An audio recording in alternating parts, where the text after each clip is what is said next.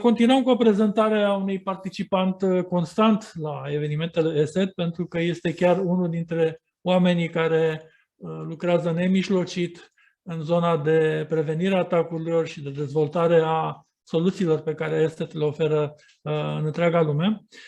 Din păcate, el nu poate participa live, va fi un filmuleț, pentru că chiar în momentul ăsta este implicat în alte proiecte. Hackerii nu pierd vremea și trebuie unii dintre noi să lucrăm. Deci, pe Righard toată lumea îl cunoaște, pe scurt, are foarte mare experiență, lucrează la ESET în laboratoarele din Olanda din anul 2012, iar tema pe care ne-o propune astăzi este legată de o nouă modalitate de percepție a amenințărilor informatice. Putem să dăm drumul la înregistrare.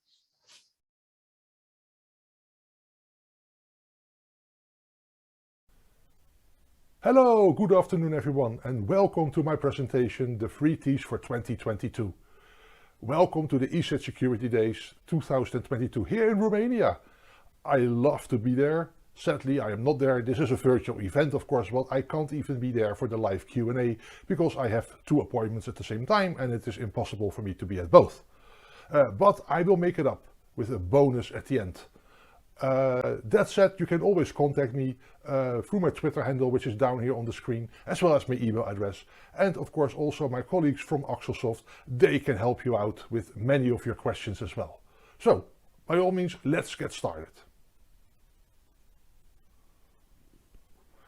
So I got lots of questions about the 3 T's for 2022. And as you may have seen in my abstract already, I said, oh, it could be tamales, tacos and tortillas.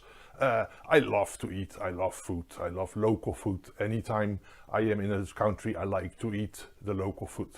But of course, it would be really weird to only have like 3 different dishes in 2022. So yeah, other people who know me pretty well said, okay, then it must be Trebbiano, Tawny Port and Tokai, because I happen to like my wines too. And for the people who do notice, tequila is not a part of it because tequila is not a wine. Again, of course, these are not the 3 T's. And then other people said, wait a minute, Richard and some friends, together they are the 3 amigos. Maybe the 3 T's is something different like another team. No, it's also not like that. There were some smart people that actually suggested the next. So some people said, what if we separated T and S? Or if it is T and S? Maybe it's tactics and strategy. Or it's technology and systems. Or training and support. It's none of that. But let me not waste your time, your talent and your treasures on what those 3 T's are. Let me really introduce to you what the 3 T's for 2022 mean for me. The first one is trends. The other one is threats. And the third one is tips. My presentation is going to be about the trends, the threats and the tips for 2022. The things you can encounter in your day-to-day life, protecting your ecosystem, your corporate network, your customers, your digital life. And of course it's difficult because everybody has their own different threats, their own different trends they see, and everybody has to get different tips. So how did I get to all these? Well, for this I actually looked at all the different data we collect. We collect a lot of metadata on cybersecurity threats. And based on that, it is easy to see like different trends. And if you see different trends, you can give tips. So, by all means, let's start to look at the trends. Trends, of course, are timeless. Trends do change over time, but we can see some trends are there also for eternity, because no matter what we tell the people, they won't change, so the trends stay. So let's look at some of those different trends which we still see. We still see a lot of people using outdated software. Vulnerabilities in the operating system, the browser and other software on your PC and devices are one of the top ways cyber criminals can attack you. And the problem is that more of these bugs were discovered in the last years than in any year before. Like in 2020, the last time the NIST actually calculated the number, there were over 18,100 bugs counted. And that amount was actually for more than 50 new software vulnerabilities per day. Imagine that every day there are 50 new software vulnerabilities discovered in corporate software or software that you are using. Well, the good news is that by switching on automatic updates functionality and clicking through the update when prompted, this task doesn't need to intrude too much on your day-to-day life, and it makes your life so easy. But do people do that? No, we see outdated software a lot, and it is an ongoing, continuous trend. Well, poor password hygiene. As you know, passwords represent the keys to our digital front door. Unfortunately, we have so many to remember these days. We did some calculations, and on average, everybody has about 100 different passwords to remember. We tend to use them insecurely. Using the same password for multiple accounts and easy to guess credentials give hackers a massive advantage. They have software to crack weak encryption, try commonly used variants and attempts to use the breached passwords across other accounts, also known as credential stuffing. Well, instead, use a password manager to remember and recall those strong, unique passwords or passphrases, and switch on two-factor authentication on any account that offers it. It is something we have said many times before.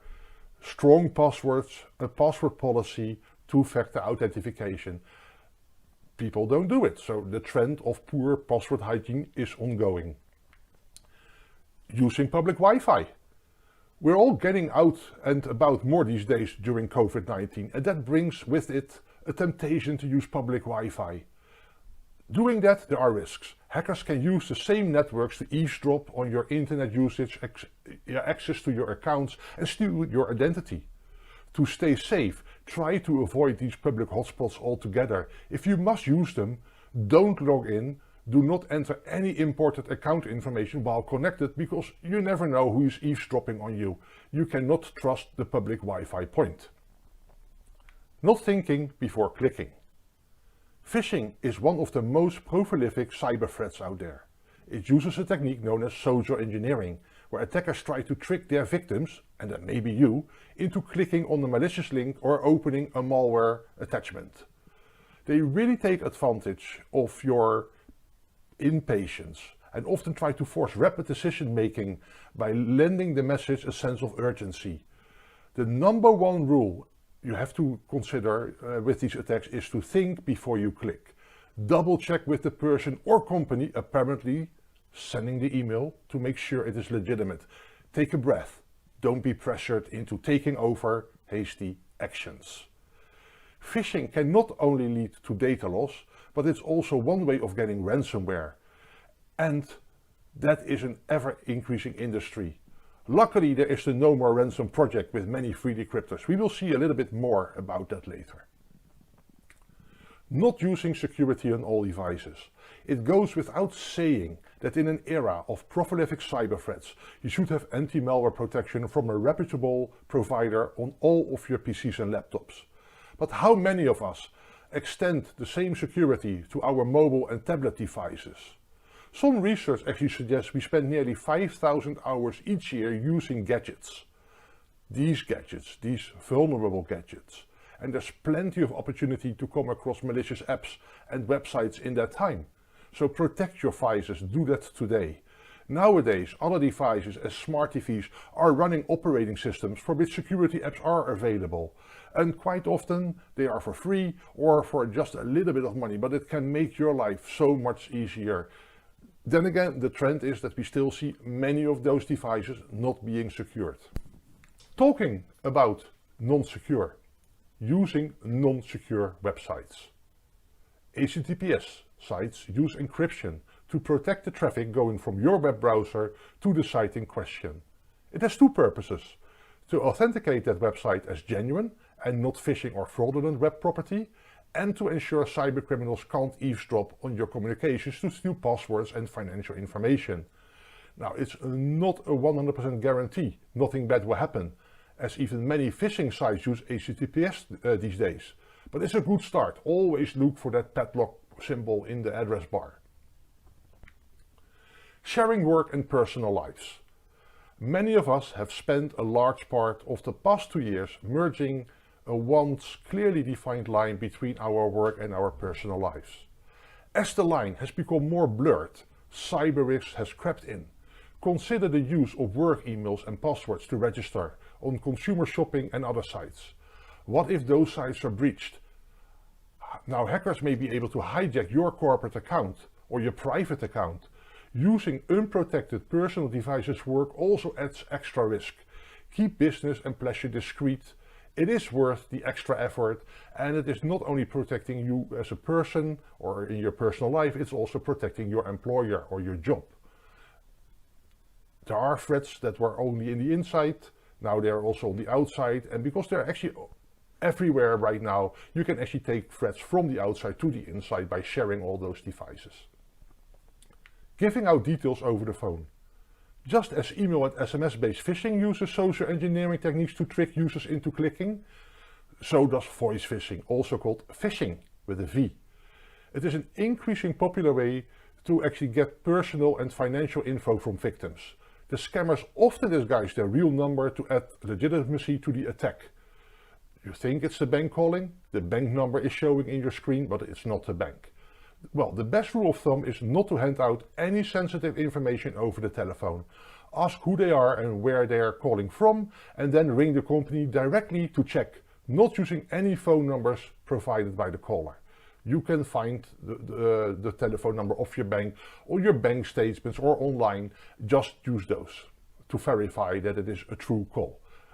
When the call is legitimate, the people at the bank or at any other company will not mind. They will actually love that you actually have this sense of security. An eternal problem, not backing up. Ransomware is costing businesses hundreds of millions annually, so it's sometimes easy to forget that there are still variants lying in wait for consumers. Imagine if you were suddenly locked out of your home PC.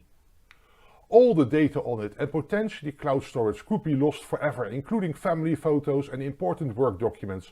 Regular backups, according to the 3-2-1 best practice principles, provide a peace of mind in case the worst happens.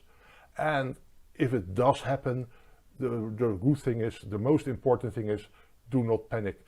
Go to the No More Ransom site, see if there's actually a free decryptor available. The people of Axelsoft are really happy to assist you in that as well, if it is really needed. Not protecting the smartphone. Everybody has smartphones nowadays. Nearly a third of the European houses are fitted out with smart gadgets too, like voice assistants, smart TVs and security cameras. But by fitting them with connectivity and intelligence, these devices also become a more attractive target for criminals, cyber criminals. They can be hijacked and turned into botnets to launch attacks on others or other networks, or are used as a gateway to the rest of your devices and data. To keep them secure, change the default password on startup of those devices. Also be sure to choose a vendor who has a track record of fixing known vulnerabilities in their products and research potential security flaws before purchasing a gadget. There are lots of public information websites where you can actually find threats for specific IoT devices or smart devices. So that was actually the number of trends we could see. Now let's move into threats. Threats are of course also a day-to-day business, and threats come and go. Other than trends, threats sometimes are short-lived. That's because people suddenly do protect themselves against it. Other than with trends, which sometimes they even forget that they exist, or people seem not to care anymore.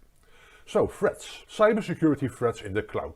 The work from home movement has made cloud services a way of life for many employees, and cloud computing has become a cottage industry. Unfortunately, not all cloud services are created equal, at least from a cybersecurity standpoint, and many lack the proper authentication and encryption necessary to keep your data secure. The leading causes of cloud security incidents are quite often a misconfiguration, network vulnerabilities or intrusions and/or data leaks. So if you are considering moving your data to the cloud or already have, then take a moment to ensure that the provider has a robust security measure within the framework. Don't stop there, however, because even if your cloud providers are well equipped to ward off attacks, the end user, that can be you or your employees, can easily be a ground zero for a cyber attack through phishing, weak passwords and more.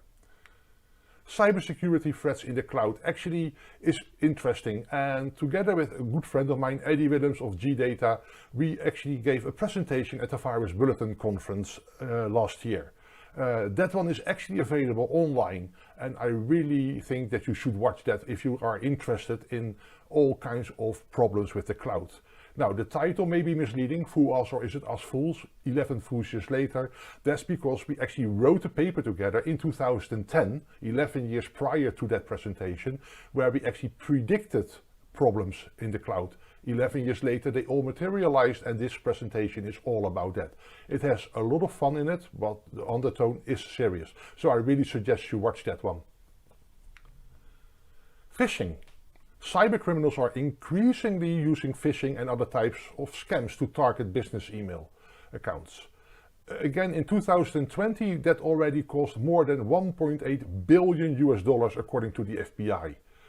Attackers are getting much more sophisticated, using geo-targeted and highly personalized emails to prey on corporate employees. Organizations must continue to be vigilant about phishing attacks, to the point of implementing education and awareness programs for its employees. Anything less can make you susceptible to a data breach. Although it goes without saying, and we all say it again here, avoid clicking suspicious attachments and links. Closely inspect the sender's email address, always check the target URLs, and beware of offers that are too good to be true. Ransomware. In October, the National Security Agency... Ransomware. In October 2021, National Security Agency Director Paul Nakasone predicted that the rate of ransomware attacks will not slow down in the next 5 years. Most ransomware attacks now deploy a double extortion strategy to prevent organizations simply restoring its data from a backup file. So cybercriminals not only hold the data hostage, but also threaten to leak or sell the sensitive data on the dark web. And that has happened, we have heard about those leaks. Using a VPN to encrypt your internet connection and layering on with real-time threat protection can reduce the risk of a ransomware attack. But also monitoring your network with sensors like EDR solutions, they really help. And advanced threat detection is really a common thing you really should practice in your corporate network right now. Well, still, in the event that you are infected with ransomware, there is one important thing to consider. Don't panic. Mentioned before, you can go to the No More Ransom site. There are free decryptors available, but also seek help, report it to the police. Consult your security vendor, because they are able to assist you further as well. Panic is the biggest mistake you can make when you are hit by ransomware, because it actually can cause more damage. Remote and home workforce attacks. The remote and home workforce was basically static before COVID-19. The pandemic, however, accelerated the work from home movement, which introduced new cybersecurity challenges for everybody. COVID-related spam appeared, the mass use of portable media such as USB drives and external hard drives, and the passing of data from work computers to home computers and vice versa, has since brought many a company to its knees. And to make matters worse, cybersecurity vulnerabilities have been found in remote desktop software, including Microsoft's Remote Desktop Protocol, TeamViewer, VNC, NetTop, Zoom. We can continue and continue. And as an example, in February 2021, the Oldsmar Florida water system was hacked via TeamViewer, allowing cybercriminals to poison the water supply. Now think about that, just because of working from home and using some remote connection tool. Because the remote workforce isn't going away, bring your own device policies are more and more important than ever. And so is the need to lock computer ports to prevent the introduction of viruses or malware to the corporate network. You need to have a little bit more of like port hygiene as well. And then insider threats. Despite all the threats we have lurking on the World Wide Web, we can't overlook the fact that the human error is still one of the primary causes of data breaches. In fact, in its Data Breach and Investigation report, Verizon reported that 34% of data breaches were directly or indirectly made by employees. The root cause of many of these insider data breaches was not malicious in nature.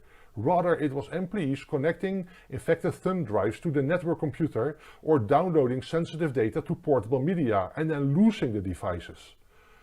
This, we believe, is even more reason to lock your computer ports. If an employee can't connect a USB flash drive to your network computer, the threat of unintentional data breach is greatly reduced, so really do that.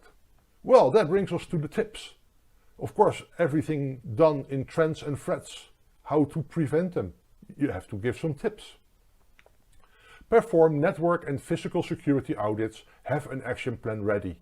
Reviewing your network and physical security policies is a must in today's world.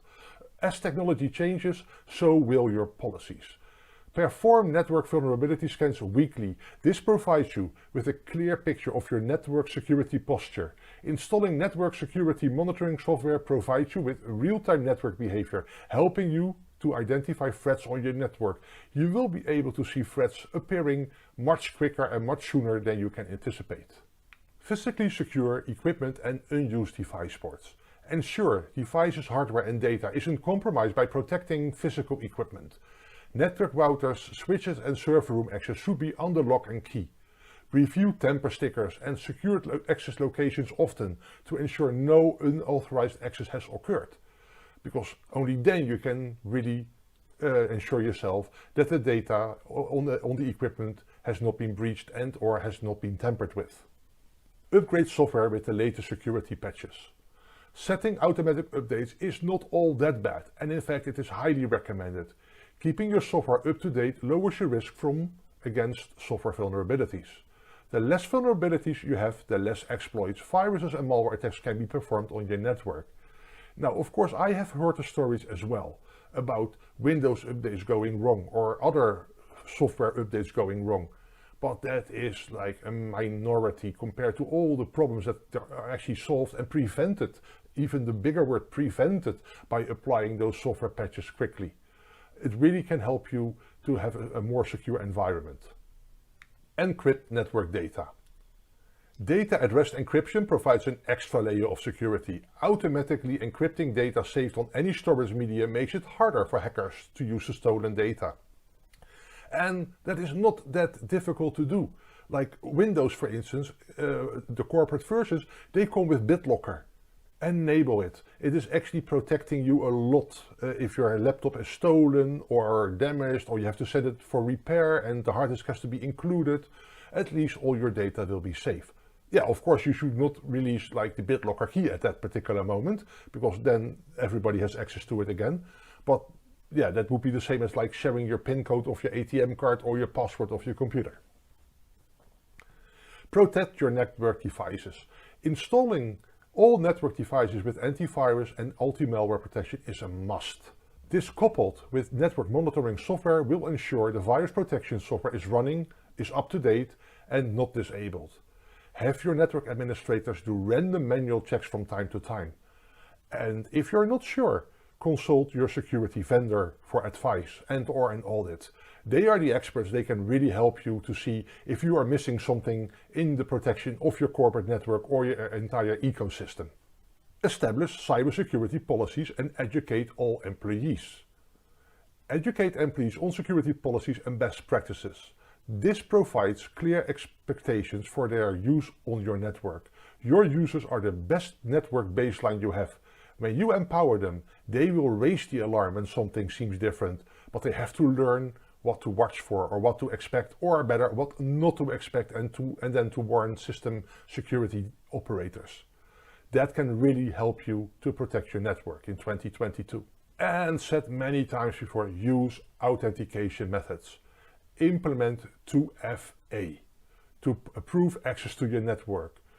Using authentication tokens or mobile apps coupled with passwords provides some of the strongest authentication methods available for your users. Do make sure that a non-authorized system or an unauthorized user cannot get access to your network.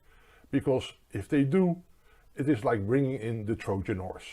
Mobile devices, tablets, USB sticks and other devices. These devices normally increase the risk of attacks.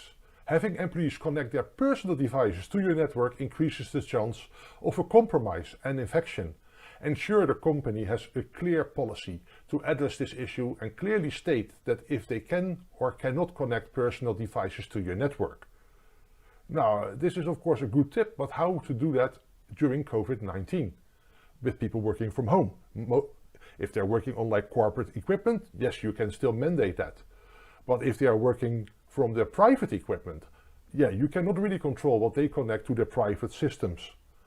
That is why it is really important that their private systems are also protected with security software. It may come at a cost for you to provide security software for your employees for free for their home devices. In the end, it will actually save you money. Because if they get attacked and they bring the threat into your network, that damage can be much bigger.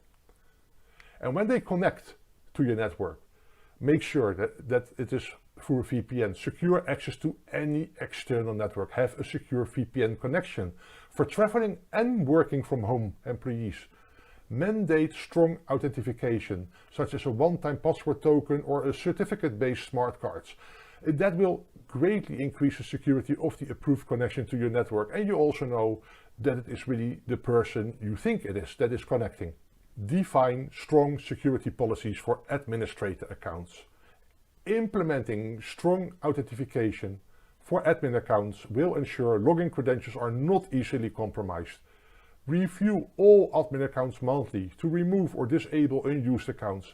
This applies to user accounts as well, because why would you keep accounts of users that no longer work for you or that no longer use the equipment? It is one of those really strong things that you have to do.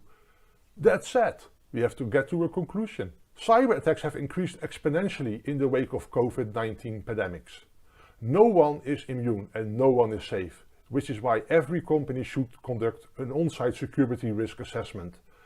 As technology is continually changing and evolving, companies should aim to undergo a cyber risk assessment at least once every 2 years or more often if new threats become prevalent.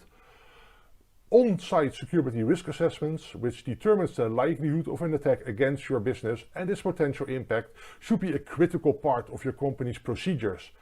An on-site cybersecurity risk assessment can quantify the impact to your company's reputation, finance, and overall business health. Technology is continually changing and evolving. Cyber attacks are increasing exponentially. You really have to adapt. And that is the keyword, adapt. Now, normally we would get to the Q&A section. As I am not online at this moment, again my apologies for that, I actually thought I will give you a bonus instead. A bonus about something new, which is not related to the 3 T's for 2022, but something that is also at my heart about things that are really important and also important for you, even you as a user, you as a corporate entity. It's all about new cyber laws. The UK has been working hard over the past year since the formation of their new UK Cybersecurity Council to strengthen their infrastructure against cyber attacks. And their latest approach to this could be a set of new laws. And this news follows several high-profile cyber attacks that have impacted UK organizations in the past few months. And think about the attacks that included like the Microsoft Exchange servers and the several attacks targeting the local councils and government agencies in the UK. At the moment, businesses need to implement a certain level of cybersecurity or they risk a fine. And this is through the UK's NIS, the Network and Information Systems Regulations, which is the specific set of rules the government is looking to update. Suitable legislation is vital to making sure private companies and the public sector stay protected from cyber crimes, but it is also the responsibilities of these entities themselves to ensure they stay well protected at all times by working with the right cybersecurity providers. At the same time, in the United States, the Department of Homeland Security actually launched their Cyber Safety Review Board to analyze major vulnerability events. Again, I'm pretty sure that will also lead to new legislation, new laws. By itself, these are great initiatives, and every country is now busy with additional cybersecurity laws to protect their companies, their government, and their citizens. The problem is that all these laws are different from each other, and they are not like having a common law. I understand that a common law is a problem like one world law, but still, if something is allowed in one country and is not allowed in another country, that is going to create confusion. So I really hope that all these countries can get together and sign like a worldwide treaty on how to fight cybercrime. Now, I realize it's utopia. It's something that really is at my heart. Let's hope that all these different lawmakers actually will get together and really create a law which is globally accepted. That would be really great. That all said, I want to thank you for watching my presentation. Again, sorry I was not there to do the live Q&A. Other commitments, it happens, but a pre-recording can be nice as well. I hope you have like a very pleasant remaining part of the ESET Security Days. Sadly, I have to miss the last presentation of Radu Kramaliuk on the GDPR. It's also one of my favorite topics, as you know, I've done that before. I really hope to be back next year in person on stage, where I can do so much more and so much better presentations with the interaction of the audience that is you. Now, for now, please stay safe. Really hope to see you next year in person in Romania. Thank you.